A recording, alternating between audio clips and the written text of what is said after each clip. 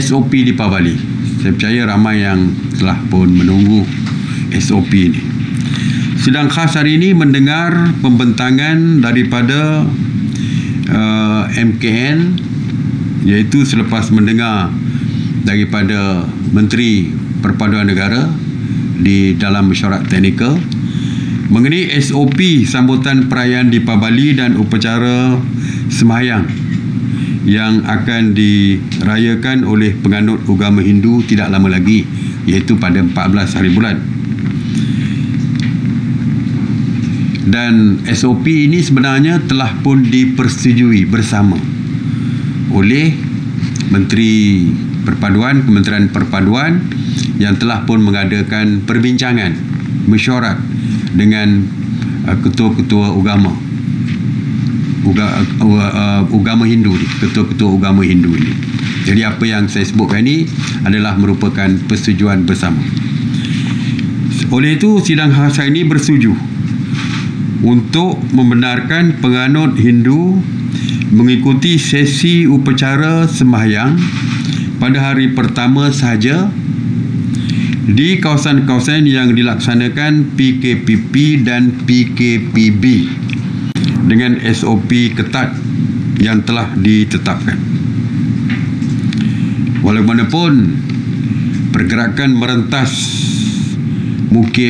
merentas daerah dan negeri daripada kawasan PKPB dan PKPD atau dari luar untuk memasuki PKPB dan PKPD tidak dibenarkan, seperti balik kampung misalnya. Jadi tidak dibenarkan balik kampung.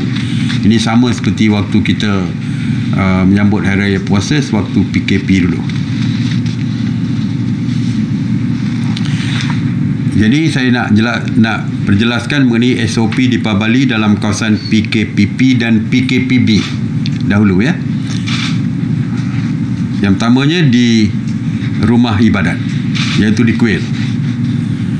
SOP-nya menyediakan kaunter di pintu masuk bagi memeriksa suhu badan dan saringan gejala berkaitan dengan COVID-19 seperti batuk, sakit tekak dan sesak nafas.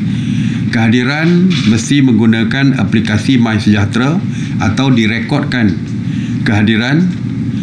Penganut yang mengidap penyakit kronik, warga emas dan kanak-kanak berumur 12 tahun tidak digalakkan hadir. Upacara sembahyang hendaklah mematuhi sepenuhnya SOP pembukaan rumah ibadat yang telah dikeluarkan dan tidak melebihi 30 orang pada satu-satu masa. Ya, maksimum 30 orang. Tapi kalau kuilnya kecil, tak muat 30 orang, jadi tak kena kurang daripada 30 berdasarkan lantai, keluasan lantai kuil.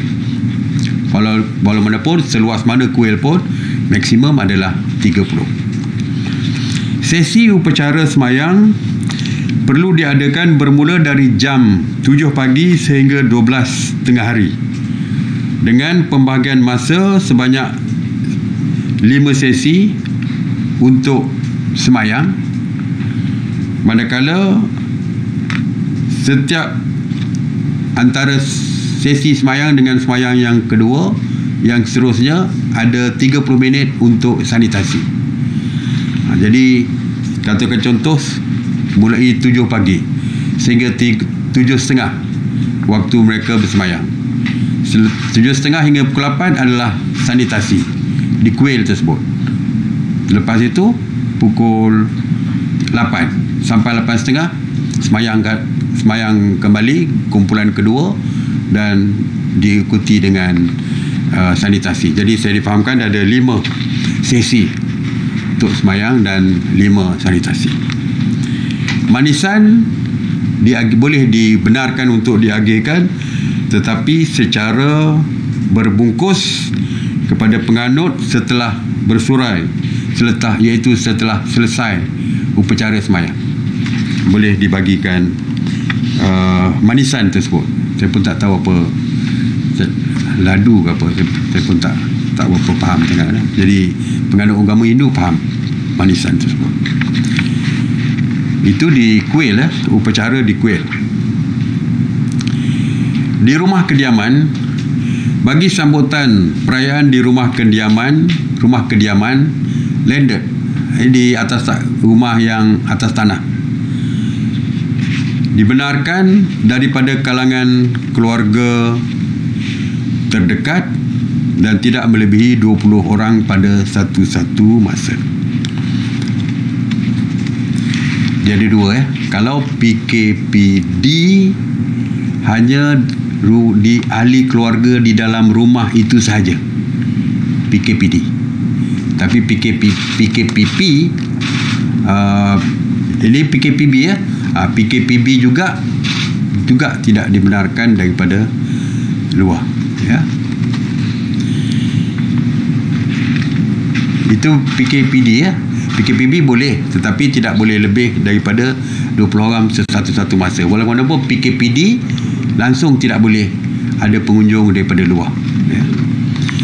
Manakala bagi rumah kediaman strata bertingkat dengan keluasan yang kurang daripada 1,500 kaki persegi, tidak boleh melebihi 10 orang, dan bagi keluasan ke atas tidak melebihi 15 orang pada satu masa. Jadi 1,500 ke atas boleh lebih daripada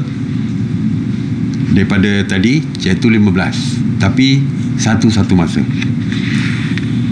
Dan ahli keluarga seperti biasa digalakkanlah untuk mengadakan penjarakan sosial, mencuci tangan dengan pencuci, hand sanitizer dan juga sabun, Kalau di rumah boleh cuci dengan sabun pun kita dibolehkan. Mengenai aktiviti jualan dan perniagaan. Aktiviti jualan perniagaan hanya di premis yang dibenarkan dan tertakluk kepada kebenaran daripada pihak berkuasa tempatan, dan kita menggalakkan jualan di atas talian. Yang tadi PKPP dan PKPB, sorry, saya dah sebut daripada mula, bukan PKPD. Tadi saya silap, saya kata ada PKPD. PKPB, PKPP. PKPB maknanya orang daripada bukan daripada rumah sendiri boleh mengunjungi, tetapi tidak boleh lebih 20 orang dalam setiap masa. Sekarang saya pergi kepada PKPD pula. Saya harap kita tidak keliru ni. PKPP. PKPP seluruh Malaysia yang tidak tertakluk kepada PKPB Negeri Selangor, Wilayah Persekutuan, Sabah, Labuan. Yang ini tertakluk kepada SOP yang saya sebutkan tadi. Mengenai PKPD, upacara semayam di kuil adalah tidak dibenarkan sama sekali. Di rumah kediaman, ini beza. Tadi PKPP orang luar pun boleh datang berumah, beraya di rumah. Untuk di PKPD, sambutan perayaan dibenarkan bagi seisi keluarga di dalam rumah yang sama saja dan memastikan SOP penjarakan sosial dan sebagainya. Ini sama seperti kita waktu hari raya puasa dulu, hanya keluarga dalam rumah, tapi raya haji kita dah benarkan pengunjung. Jadi aktiviti ziarah di kawasan PKPD adalah tidak dibenarkan sama sekali.